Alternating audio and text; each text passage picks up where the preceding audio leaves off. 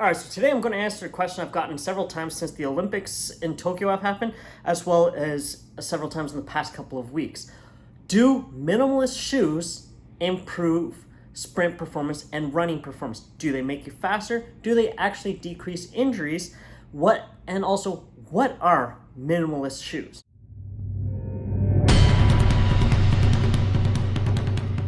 So first, let's cover what is a minimalist shoe.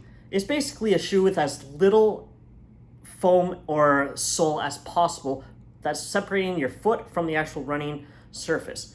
So most shoes have about an inch of padding between where your foot actually is and the surface that you're either walking on or running on. Whereas a minimalist shoe is going to have as little as possible. You're looking at between 3 and 10 millimeters of kind of padding between the two surfaces, between your foot and between the running surface. Also, there's a few different types of minimalist shoes out there. The one that first strikes and comes to mind is the ones that came out in 2009 known as the Vibram toe shoes. Those were the ones where each toe had its own individual spot. It was kind of like a glove for your foot. Other types are now you've got minimalist shoes that are just basically, they look like a sock. Maybe they might have a little bit of laces on them, they might not, but for the most part it's a very flat shoe with no heel raise. And the other thing that it's going to have is a larger toe box, so that spot where your feet actually are at the front is going to be a little bit wider there. And the third type of minimalist shoe is actually track spikes. While they're not considered a minimalist shoe to many, when you go by the definition of minimalist material involved in the production, they really are the purest minimalist shoe that there is, because it's the lightest weight possible to do the job at hand. So a few things to consider when you're looking at do minimalist shoes improve performance or reduce injuries is first you have to take a look at the physical preparedness of the person in question, the surface that is being run on, and then you also have to take a look at the running economy efficiency or the overall gait pattern, how they look when they run. So the hypothesis that the minimalist shoe community and the barefoot running community has is that minimalist shoes strengthen the foot musculature, primarily the plantar fascia and also the calf muscle. They reduce running injuries, they improve the actual health of the Achilles tendon and all the other small little tendons and ligaments in the foot. They reduce injuries upstream, so to the ankle, knee, and hip. And the other claim being made is that they actually improve performance in sprinting. So in my personal observation, having been in and around sprinters for the past 15 years of my life, having first been a sprinter through to the collegiate level, and then working with sprinters from the high school all the way through to the Olympic Games up to medalists at the Olympics, World Championships, is that there is no improvement, there is no benefit to minimalist shoe wearing. There's no real market improvement or reduction in injuries. From what I've personally seen, it actually causes an increase in injuries. Primary reason behind that is the types of surface that's being run on, the ground force reactions, and overall, a lot of people like to jump from wearing a conventional shoe right into wearing a minimalist shoe and go at the same high intensity and high mileage that they were doing before.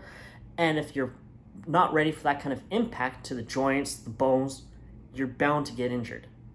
So apart from my own anecdotal experience, let's take a look at what the research actually says on a few of these different points. So what the research shows in terms of walking is that when you walk in minimalist style shoes, it will improve your foot strength and the musculature strength in your foot. In terms of running and sprinting, there's no evidence whatsoever to this point on if it actually improves performance. And if you actually go and run in any type of shoe whatsoever, just the intensity and the aggressiveness required of the foot to be stretched and rebound and all the muscles to be used at a high intensity, whether you're running at a regular like mile type pace, or especially if you're sprinting and sprinting up hills, you're taking a look at much higher forces. So the strength required by the foot goes up even more. So just by running, you're going to improve the foot strength, regardless of the type of footwear that you are wearing. The claim of reduced running and foot injuries is heavily contraindicated by the research. There's actually been an increase scientifically proven in foot and ankle and lower limb musculature injuries from those wearing minimalist shoes. A 2016 study by Kapnick et al. Found an increase in bone stress issues. A 2016 Duke University paper also demonstrated an increase in impact injuries. So how your foot keeps striking the ground, the impact of that has been shown to increase in those wearing minimalist style shoes. And a much more recent study in 2019 from Australia showed that there's no difference in running performance in a 20-week follow-up study on 50 participants, while those in the minimalist style footwear group actually showed an increase in bone and joint stress markers. And this goes on to confirm an earlier 2013 study from the United States that demonstrated an increase in bone marrow edema or bruising in those who wear minimalist style shoes. So anybody who hasn't run intensely as well for a long period of time and then jump straight back into it can attest to, as soon as you get back into running, your feet, your deep calf muscles all will be a little bit sore and tender regardless of the footwear you use, if you're wearing footwear or not. But then when you compound this with the increased risk of injury from high repetitive stress, high impact wearing of minimalist shoes without any kind of impact mitigation, the increased injury rate goes up. Now, for the point that has to do with an increase in performance, there was only a single study out of the 50 studies that I looked at before creating this video, and it was from China, and the study itself actually contradicts itself several times. It first says that they separated them into a couple of different groups. The only group that showed an increase in performance in running economy and efficiency was the group that trained gait pattern improvements, so improved the actual gait pattern of the run while wearing minimalist shoes. But this can also be expanded on in that, okay, even without the minimalist shoes, if you're wearing regular shoes and you train this, you're still going to have an increase in running economy, which is what we see in the real world outside of the laboratory setting. We see this is why those who run marathons, they increase their mileage. This is why sprinters keep on working on getting the knee lift, getting the toes up, getting the hips up, getting nice and tall. When you improve the running economy, performance immediately follows. So one of the biggest issues that I have when it comes to minimalist shoes is the proponents who say they're better to wear regardless of the running surface and that they improve performance because it's a more natural way for your foot to be. Let's take a look at different surfaces now. If high impact, high ground force reaction, if high impact and high ground force reactive forces are hitting the body and causing an increase of injury in those wearing minimalist style shoes, then hard surfaces where the ground reactive force is higher than on a soft surface because the amount of energy returned goes up, wearing a minimalist style shoe would not be warranted on any hard surfaces such as asphalt, cement, Mondo surfaced tracks, because that Mondo is a very dense, hard rubber, rubberized poured surface gym floors, and any other surface that is very hard. The only surfaces where it would be warranted to utilize minimalist style shoes would be on surfaces that are softer. So grass, turf, trail running. These would be okay circumstances to be wearing minimalist style shoes because you're mitigating and having less ground reactive force return into the joints, return into the actual mechanism. Because you're going to have less ground reactive forces returning energy directly into the foot, which then doesn't have to take that impact every time as directly. And this then reduces the amount of stress on the Achilles tendon, the plantar fascia, the triceps surae, which is your calf, and all lower limb. And it will also see a decrease in bone marrow edema, and in turn, the risk for an increase in stress fractures of the lower limb. So while sprint spikes, such as, I'll just show you a couple of different ones, the Nike Max Cast, these are from, I think it's 2007. These are actually a minimalist style shoe to begin with. If you take a look, there's next to nothing on the heel, there's no drop. But the difference between track spikes like these, like the Power Cat as well, where it's got a hard, rigid plate on the bottom, and a minimalist style shoe is this little plate on the front where the spikes actually screw in. This plate helps to create a little bit of a barrier between the foot and the running surface, and while the plate is there for these pins to then dig into the track to increase traction and be able to return force much more efficiently while sprinting at high speeds. The other thing is, these are not meant to be worn for long durations or high volume work. They're meant to be worn for events taking 9.5 to 60 seconds of use. You can wear them to walk a little bit in between, but for the most part, you're doing very low volume in shoes such as this. Whereas proponents for the minimalist style shoe advocate for always wearing a minimalist style shoe. While they're good to be wearing in the gym when you're working out, they're not the best thing to be doing when you're trying to sprint. So in conversations as well with some of the top sprinting coaches in the world, as well as a Nike design consultant on footwear, there's a reason why these companies haven't been putting out minimalist style footwear for the top runners. When all that matters at the Olympic Games is performance, who crosses the line first, second, third, getting those medals, and these companies have millions of dollars for research and development, especially Nike, who spends millions a year. Think about it. If a minimalist style shoe uses less materials, is cheaper to manufacture than a regular conventional shoe, why aren't these companies producing them for performance? Simple answer, they do not improve performance whatsoever, and it is not statistically relevant enough for them to spend the money on marketing them afterwards, to produce them, even though it's cheaper and the profit margin will be much greater. From a business point of view, that would be the smarter way to go. But if they're not actually producing the results, it doesn't matter. One of the other things is, because of all the research as well showing that the elevated risk for injury in those wearing minimalist style shoes, it would be contraindicated to actually be producing them for those competing and running at the highest levels, at the highest intensities and mileages. Volume work, intensity, it wouldn't make sense for them to be wearing a minimalist style shoe if their risk for injury goes up, and in turn, they can't make money because they can't race because they're hurt, or their ability to earn income in a race. If they're coming 5th, 6th, 7th, 8th, they might not even be making any money for that race. But those crossing 1st, 2nd, 3rd are in the money. So back to the point on injuries, there's an argument as well that's made about tendon strength and stiffness is being better for a minimalist style shoe, but it's also negated in the literature. There's actually been shown that there is no difference in the strength, the thickness, the elasticity of the Achilles tendon in those who wear a minimalist style shoe or a conventional style shoe. So better hypothesis as to why there's now an increased amount of running injuries is primarily the running surfaces that we use as a society. Most people don't go and run on a nice cinder gravel track or out in the bush or on the grass.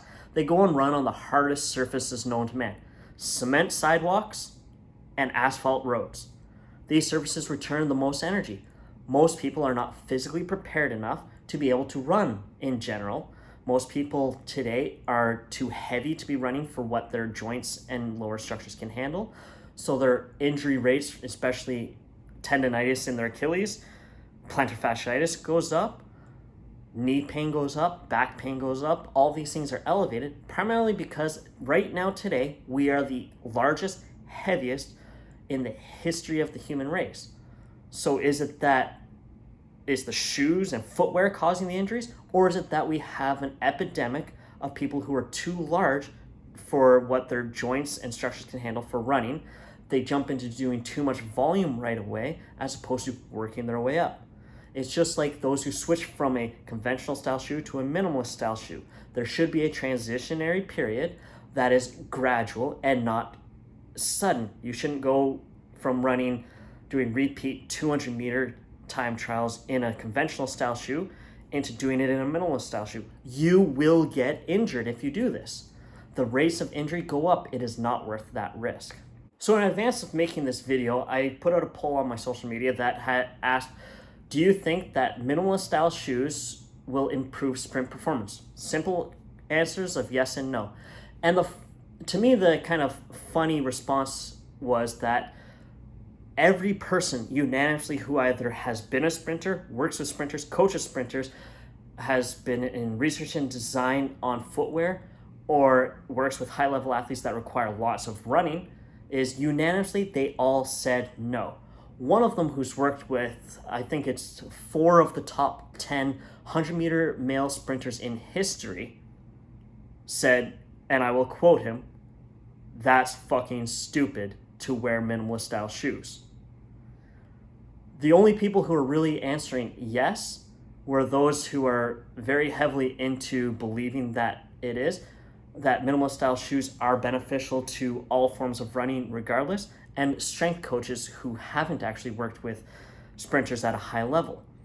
I find this personally interesting because it shows that there is a bit of a placebo effect from any kind of footwear. People will fall into the camp that they believe they suit, but it also shows that we become so heavily dogmatized by those around us, and by those whose opinions we find highly influential and who align with our belief systems.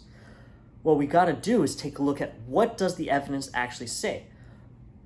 Different barefoot style, minimalist style shoe companies now are becoming much better at marketing. But does the marketing actually validate their claims? In 2014, Vibram was forced to pay out millions of dollars in a lawsuit for their false claims on that their shoes improve foot health and reduce injuries to the lower limb. Other companies run the risk of this when they're making those kinds of claims because the evidence scientifically and medically is not proven yet. If you take a look at it from an orthopedic standpoint, so those dealing with bone issues, the incidence of increased rates of bone marrow edema, that should be highly alarming to anybody, because bone marrow is what also helps to keep our red blood cells replenished, your immune system going, as well as that's kind of that center core of your bones. So if that starts to show signs of trauma, your bones are becoming more and more at risk of further trauma. Further trauma and stress to the bone at that point leads to stress fractures, which can lead to full-on brittle bones. And for those who are at a higher risk already for different medical conditions like osteopenia and osteoporosis, this can lead to an earlier onset of these bone diseases that they can succumb to. The other thing that it can also do is starts to then go into the joints. And as soon as things start going into the joints and things start to erode, over time you have to then get different joint replacement therapies, whether it's synovial fluid injections, scopes, or full-on joint replacements. These are things we want to mitigate as much as possible as a society. One, they're highly expensive. They're very traumatic to the body to go through. The pain people suffer while waiting for it is just not worth it.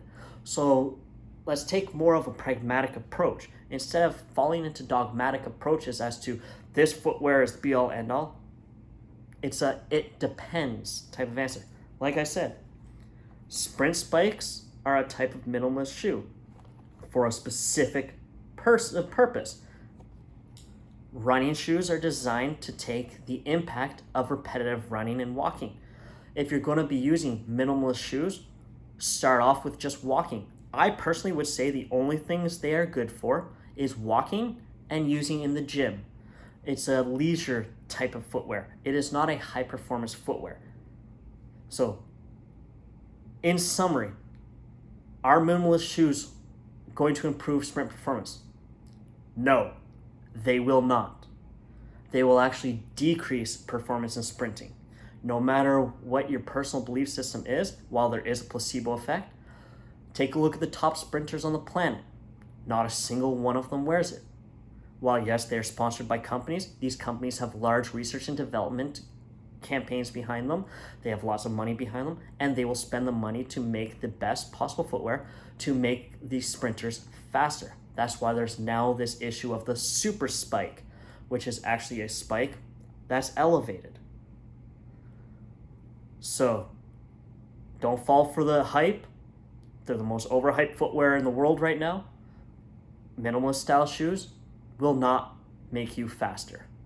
Thank you. Thank you for watching right to the end of this video. If you'd like to see more content by me, click the subscribe button here, and for another YouTube suggested video by me, click here. And if you liked what you saw today, don't forget, click the little like button below. Until next time, Coach Tony, Wrestling Podium Performance.